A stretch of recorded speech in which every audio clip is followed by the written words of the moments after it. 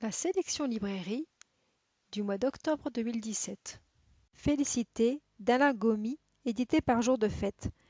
Félicité, libre et fière, est chanteuse le soir dans un bar de Kinshasa. Sa vie bascule quand son fils de 14 ans est victime d'un accident de moto. Pour le sauver et régler les coûts de l'hôpital, elle se lance dans une course effrénée à travers les rues de Kinshasa, un monde de musique et de rêves. Le film a remporté les Talons d'or au FESPACO à Ouagadougou et l'Ours d'argent au Festival de Berlin.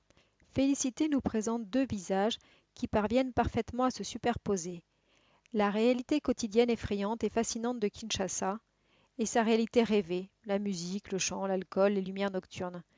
Félicité nous entraîne dans une plongée hypnotique qui oppose le trivial de la vie quotidienne dans un pays de misère, y trouver un moteur de réfrigérateur est toute une aventure, et la sublimation de la musique, excitante, lancinante, hallucinogène, l'ivresse de l'alcool qui agite les âmes les unes contre les autres et les aide, grâce à une forme de transe, de plaisir, à échapper à un monde trop insupportable.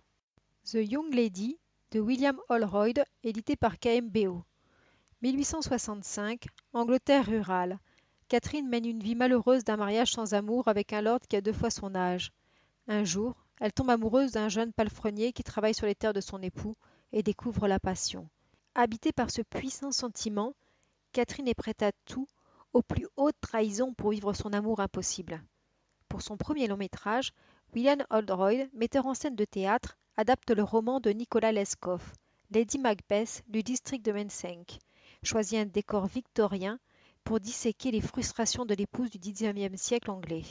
Comme chez Hardy dans The Mayor of Casterbridge, devenu en salle The Claim, Rédemption, de Winterbottom, la jeune femme, vendue par sa famille, devient un corps à troquer, que va s'arracher une phallocratie sur le déclin, en danger et par conséquent d'autant plus odieuse. Dans son utilisation scrupuleuse du décor et son approche picturale du roman, et la composition bluffante de Florence Pugh, magistrale apprentie Macbeth, The Long Lady est une œuvre passionnante qui se déguste sans modération. Jeannette de Bruno Dumont, édité par Memento. Dialogue de Charles Péguy, Jeanne d'Arc et le mystère de la charité de Jeanne d'Arc, musique électro variété hard rock d'Igor, chorégraphie de Philippe Découfflé, dont Rémy déménagé dans les dunes du Pas-de-Calais, c'est l'enfance de Jeanne d'Arc vue par Bruno Dumont. Le texte repose sur la déploration de l'enfant face à un monde frappé par l'injustice, le silence obstiné de Dieu et par une haine de l'envahisseur anglais affamant les villes qui l'assiègent.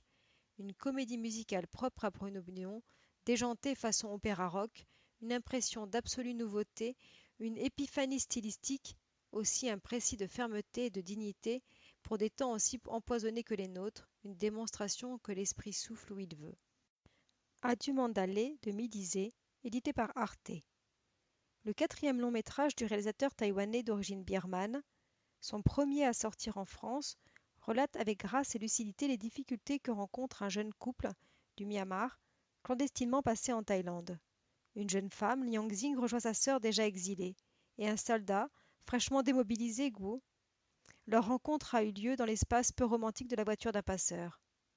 Farouchement indépendante, Liang Xing veut se débrouiller seule, mais s'aperçoit vite que les choses seront plus compliquées qu'elle ne l'avait cru, car pour se faire embaucher, il faut désormais avoir des papiers d'identité.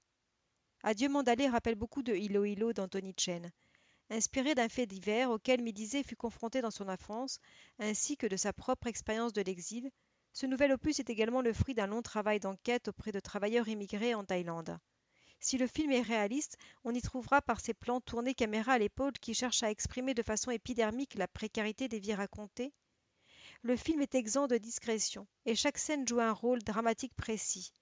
Elle relève surtout d'une recherche d'authenticité, en se concentrant sur des actes fonctionnels et en laissant en arrière-plan le caractère affectif des relations entre les personnages. Midizé nous plonge dans des existences dont l'enjeu est la survie. Pas de surenchère dramatique, donc, mais un usage de la répétition, de transactions financières, de paroles de rigueur qui rend compte d'un quotidien appauvri, tout entier tendu vers un avenir que l'on espère meilleur. À mon âge, je me cache encore pour fumer. De l'actrice franco-algérienne Rehanna Obermeyer, édité par Arte. 7 ans après avoir été aspergée d'essence par des illuminés de Dieu, Rehanna a tiré de sa pièce un beau film poétique et combatif. Huis clos théâtral, sur les dilemmes de la condition féminine au Maghreb.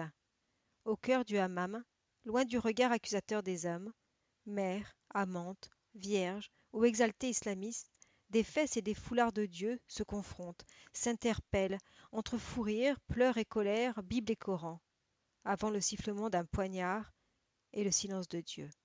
Les intentions sont nobles, tirer le film vers la fable et l'hymne aux libertés, de plus en plus sacrifiées. Chaque femme porte une histoire, comme celle que rencontre cette grand-mère, mariée de force avant même sa puberté. À la violence des expériences s'oppose la douceur réparatrice du hammam. Lettres de la guerre d'Ivo M. Ferreira, édité par Memento. Le film évoque la fin d'une époque, celle de l'empire colonial portugais, et la guerre d'indépendance en Angola qui a duré près de 15 ans. L'intrigue se situe pendant les 2 dernières années de cette guerre, entre 1971 et 1973, et c'est au travers l'expérience et le regard d'un jeune médecin soldat envoyé en Angola que le spectateur est propulsé vers l'indicible. Ce jeune médecin est aussi très lié à l'histoire du Portugal, puisqu'il s'agit du célèbre écrivain António Lobo Antunes, encore en vie, dont les lettres publiées il y a une dizaine d'années ont inspiré le réalisateur. Lettres de la guerre raconte très bien les conséquences de cette sale guerre sur l'écrivain. Elle a profondément changé sa vie et fait naître en lui une réelle conscience politique, transformant tout autant son regard sur le monde que sa littérature.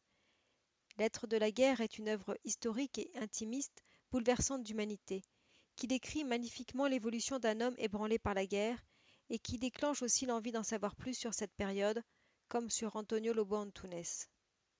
Les éditions Potemkin proposent pour la première fois dans une version restaurée Twin Peaks Fire Walk With Me de David Lynch. À l'occasion de la sortie de la saison 3, préquelle de la série culte de David Lynch, Twin Peaks Fire Walk With Me raconte la descente aux enfers de Laura Palmer, jeune fille qui subit de plein fouet un monde dont la lutte entre l'ordre et le désordre le fait rage. Mais avant d'entrer dans la tête de Laura, le film se concentre sur une affaire de meurtre 1 an plus tôt, celle de Teresa Banks, replongée dans l'univers Twin Peaks avec cette magnifique version en 4K. Eraserhead de David Lynch, pour la première fois en version restaurée en 4K, combo DVD Blu-ray par les éditions Potemkin. Un homme est abandonné par son ami qui lui laisse la charge d'un enfant prématuré, fruit de leur union. Il s'enfonce alors dans un univers fantasmatique pour fuir cette réelle cruauté. Bizarre et dérangeant sont des adjectifs qui ont souvent été utilisés pour qualifier ce film cauchemar qu'est Eraserhead. Les hallucinations sinistres du film n'en sont pas pour autant impénétrables, bien au contraire. S'en dégage une grande forme émotionnelle, et Lynch instaure une relation avec le public qui ne se démentira pas avec le temps. Chaque spectateur peut avoir son interprétation, et selon Lynch, toute interprétation est valable. Lui-même s'évertue à entretenir le mystère et à donner le moins de clés de compréhension possible. Il se distingue d'emblée d'autres cinéastes expérimentaux dont les codes esthétiques peuvent paraître hermétiques au grand public.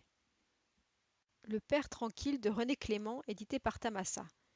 En Charente, pendant l'occupation, Édouard Martin, un quinquagénaire à la vie apparemment paisible, est en réalité le chef du réseau de résistants. Filmé juste après la guerre, Le Père tranquille est un film très patriotique, avec une ambiance proche de la tradition poétique réaliste des années 30. René Clément n'était que le directeur technique de ce film. Il a laissé l'écriture et le tournage au véritable auteur du film, l'acteur Noël Noël, qui a même conçu l'affiche originale du film. Dans ce film, Noël Noël joue avec une grande sincérité, une des meilleures parties de sa carrière, un père tranquille qui mène une double vie comme chef de la résistance. Le casting crédible inclut des artistes talentueux comme Nadine Alary, Claire Olivier, José Arthur, Paul Francoeur, Howard Vernon. Pour sa première mise en scène, avec la troupe de la Comédie-Française, Ivo Van Hoff signe l'entrée au répertoire du Scénario des Damnés. L'enjeu n'est pas ici d'adapter le film culte, réalisé par Visconti. Sa démarche consiste à revenir au scénario pour le mettre en scène au théâtre. De cette chronique au scalpel d'une famille d'industriels pendant la prise du pouvoir des nazis en 1933 en Allemagne, il retient la débauche idéologique d'une société prête aux alliances les plus venimeuses au profit de seuls intérêts économiques. Sur fond de musique dite dégénérée, Stravinsky, Schönenberg, ou revendiquée par les nazis, Beethoven, Wagner, L'alliage d'images d'archives et de captations sur le vif décuple les tensions en scène où les relations humaines sont troubles, le désir plus que jamais perverti. La captation éditée par les éditions INA est celle qui triompha lors de sa présentation au Festival d'Avignon. La pièce a reçu 3 Molières et sera rejouée à partir du mois de septembre à la Comédie-Française. Retrouvez dans un coffret les 5 œuvres majeures de Molière de la Comédie-Française éditées par Montparnasse. 5 œuvres jouées à la Comédie-Française et interprétées par des acteurs de renom tels que Robert Rich, Michel Duchossois, Jean-Paul Roussillon, Denis Podalides, les inoubliables et toujours étudiées pièces de théâtre que sont Tartuffe, L'Avare, Le Malade imaginaire, Le Misanthrope et Les femmes savantes. 2017, l'année Molière. Vietnam, la nouvelle série d'Arte de Ken Burns et Lynn Novick, diffusée en prime time. Après The War et Apocalypse, cette série nous raconte de l'intérieur l'histoire de la guerre du Vietnam, à travers des images d'archives, plus d'une centaine de témoignages totalement inédits et une bande-son rock. De la fin du colonialisme, de la montée en puissance de la guerre froide, jusqu'à la victoire d'un peuple de paysans face à la machine la plus destructrice du monde. Pour accompagner la sortie du livre Les pouvoirs de l'hypnose de Betty Maman, édité chez Belin, Arte propose le documentaire de Thierry Bérode et Pierre-François Gaudry, Les fabuleux pouvoirs de l'hypnose. L'hypnose est en train de devenir, grâce aux médecins et anesthésistes, une thérapie non conventionnelle très en vogue. Si elle est reconnue dans le milieu médical pour l'anesthésie et le traitement de la douleur, peut-être est-elle aussi efficace pour tous les maux de notre société. Phobie, addiction, dépression, burn-out. Toutes les questions que l'on se pose sur l'hypnose, quelles sont ses vertus, peut-elle guérir, quelles sont les limites de cette thérapie, sont décryptées, étudiées dans ce documentaire. Les étonnantes vertus de la méditation, de Benoît Laborde, édité par Arte et diffusé en septembre. Un vaste sujet dont nous entendons souvent parler. On vante souvent le bien-être de ceux qui s'adonnent à la méditation. Mais peut-elle même être bénéfique à la santé ? La méditation, une fois dépouillée des voiles de spiritualité qui l'accompagnent, s'avère un exercice cérébral très bénéfique. Antidépresseur, antidouleur, stimulant immunitaire, des effets dont la science commence à expliquer les fondements. Enquête sur les pouvoirs de la méditation sur le corps, avec la participation de Mathieu Ricard, Richard Davidson, Christian Fandrey et de nombreux spécialistes. Paul Gauguin est l'un des peintres français majeurs du XIXe siècle et l'un des plus importants précurseurs de l'art moderne. L'exposition du Grand Palier, qui y aura lieu du 11 octobre au 22 janvier, retrace son étonnante carrière, dans laquelle il a exploré les arts les plus divers, peinture, dessin, gravure, sculpture, céramique, etc. Les chefs-d'œuvre réunis mettent en avant le travail de l'artiste sur la matière ainsi que son processus de création. Gauguin va bâtir son art sur la répétition de thématiques et de motifs récurrents. Le film est le film officiel de l'exposition. Il sera diffusé et est édité par Arte. L'énigme Gutenberg, documentaire fiction édité par Arte, est réalisé par Marc Jampolsky, réalisateur du film Les bâtisseurs de cathédrales en 2012. 15e siècle, l'imprimerie apparaît au cœur de l'Europe, entre Strasbourg et Mayence. Elle va révolutionner le monde. Mais comment cette invention majeure est-elle née ? Qui est l'homme que l'on tient pour son inventeur ? En enquêtant sur la vie mouvementée de Johann Gutenberg, le film nous plonge au cœur du Moyen-Âge et dévoile la véritable histoire de la naissance de l'imprimerie. Le film a été tourné à l'Écomusée d'Alsace. Dans la collection Architecture des éditions Arte, découvrez le dernier volet, dans lequel vous retrouverez 6 nouveaux bâtiments par les grands architectes tels que Émile Vaudremer, Ron Arod, Henri Parent, Arthur Diette, Christian Auveillet, Eugène Viollet-le-Duc et l'agence Ouboukou. Une conversation avec Patrick Bouchain, édité par Météor Film.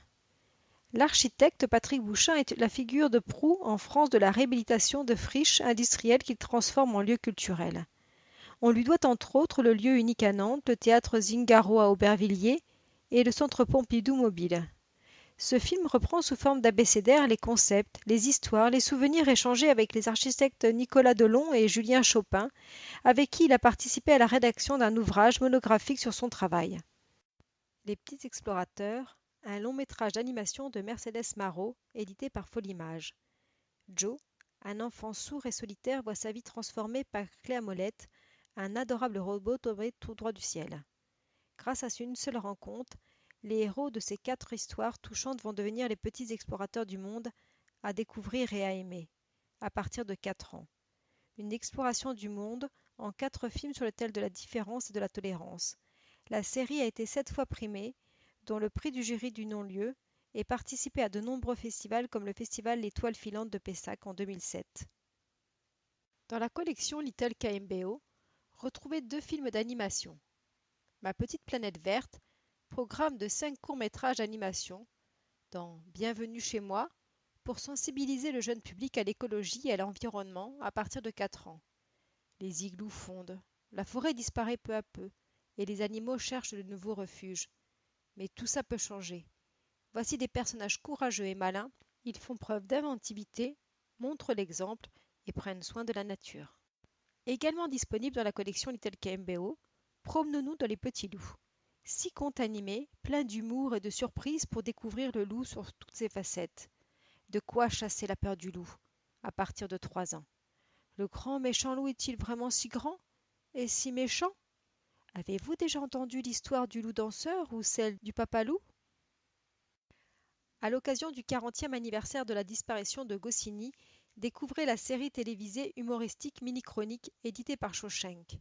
La série a été écrite par René Goscinny et présentée par lui-même lors d'une scénette en ouverture de chaque épisode, à la manière d'Alfred Hitchcock présente.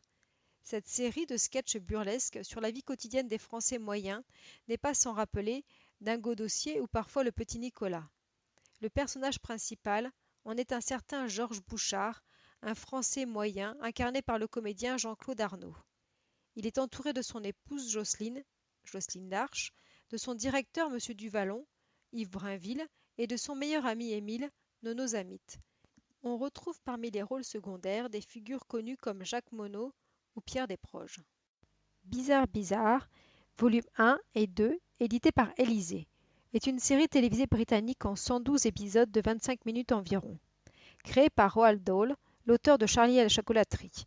Les épisodes sont des adaptations des œuvres de Roald Dahl, notamment des recueils de nouvelles horrifiques Bizarre et Kiss Kiss. Coup de feu en cuisine est la nouvelle série danoise d'Arte.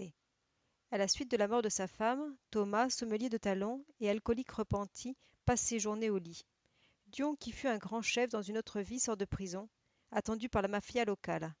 Pour s'en sortir, les 2 amis d'enfance s'associent pour monter un restaurant. Une comédie pince sans rire construite autour de personnages attachants. La série a été diffusée en prime time sur Arte. Fatal Station, la série canadienne d'Arte diffusée fin septembre en prime time.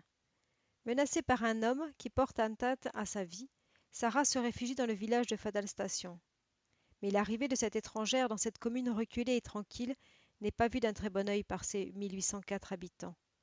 Peuplée de personnages mystérieux, parfois impitoyables, Fatal Station s'empare avec adresse des codes du genre pour une relecture contemporaine du western.